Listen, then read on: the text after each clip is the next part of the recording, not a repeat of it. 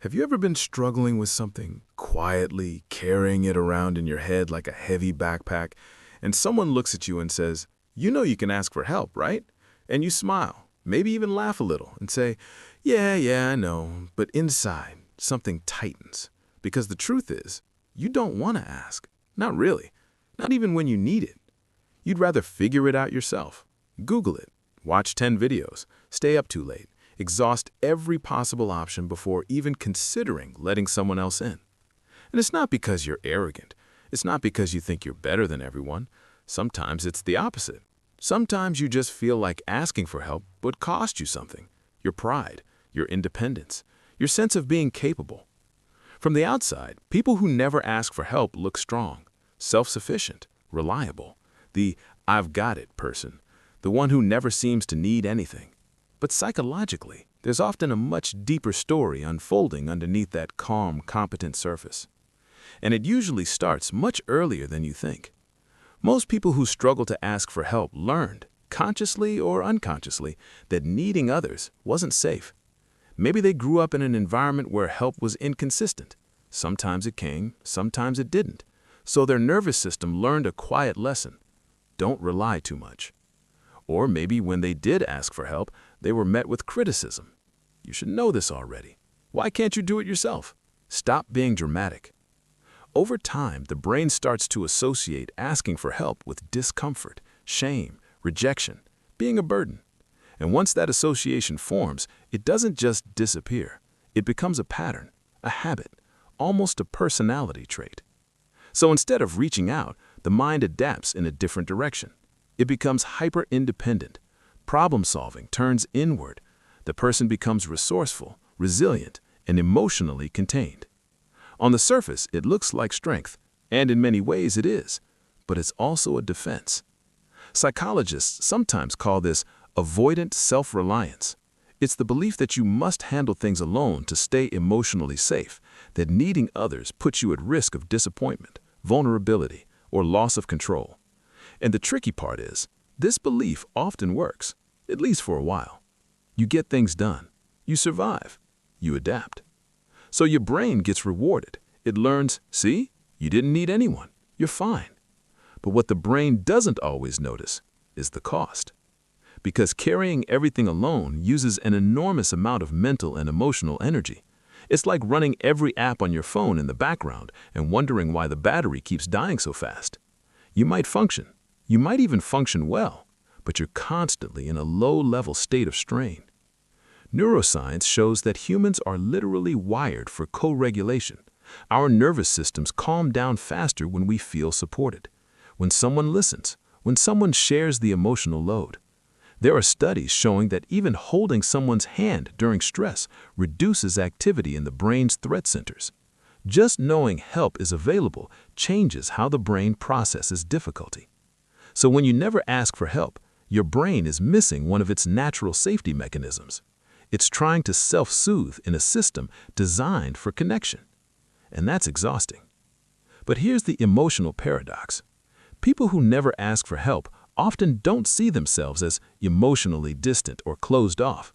They see themselves as responsible, mature, independent. They might even be the ones everyone else goes to for support, the listener, the advice giver, the stable one, which makes it even harder to flip the script and say, actually, I need something. Because if you're always the strong one, who are you allowed to be when you're not strong?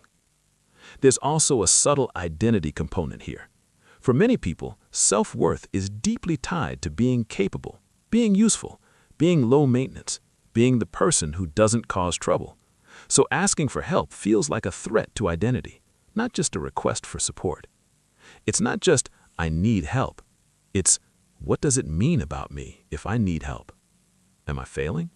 Am I weak? Am I incompetent? Am I too much? And those questions hit deeper than most people realize. From a psychological perspective, this pattern is often linked to what's called insecure attachment, especially avoidant attachment. That develops when early relationships taught the brain that emotional needs won't be met consistently. So instead of seeking comfort, the brain learns to suppress needs altogether.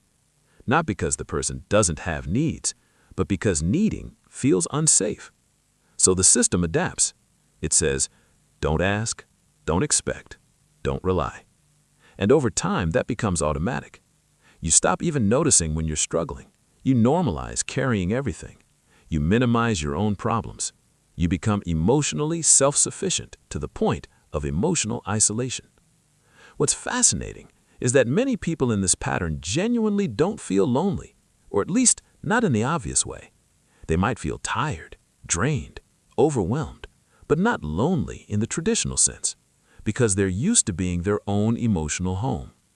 But the body still keeps the score.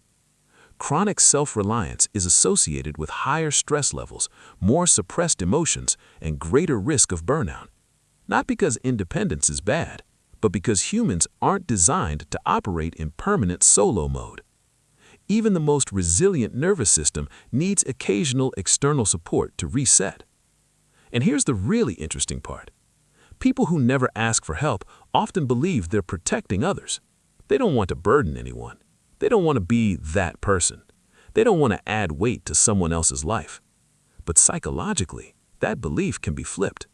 Because when you never let people support you, you also deny them the experience of being meaningful to you. You deny them intimacy. You deny them trust. You deny them the chance to show up. Connection isn't just about receiving. It's about allowing yourself to be seen in your need. And that's often the hardest part. There's also a control element hiding underneath. When you rely only on yourself, you stay in control of the outcome. You don't have to deal with unpredictable responses. You don't have to risk disappointment. You don't have to manage someone else's emotions. Asking for help means stepping into uncertainty. Maybe they'll say yes. Maybe they won't. Maybe they'll misunderstand. Maybe they'll judge. And for a nervous system that learned early on that unpredictability equals danger, that feels like too much risk. So it chooses the safer option: silence. Do it alone. Figure it out. Handle it internally. Keep moving. And again, this works. Until it doesn't. Because eventually, something becomes too heavy to carry alone. A loss, a failure, a transition, a burnout, a mental health struggle. And the old strategy starts to crack. The person who never asks for help suddenly realizes they don't know how.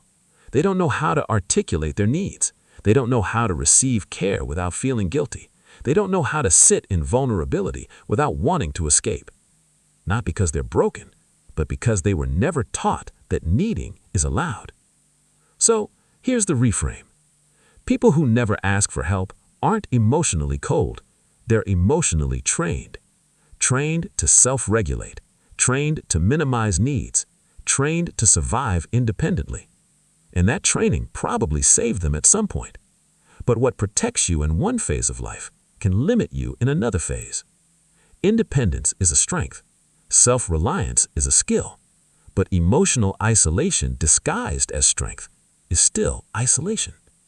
The real growth isn't in becoming more independent.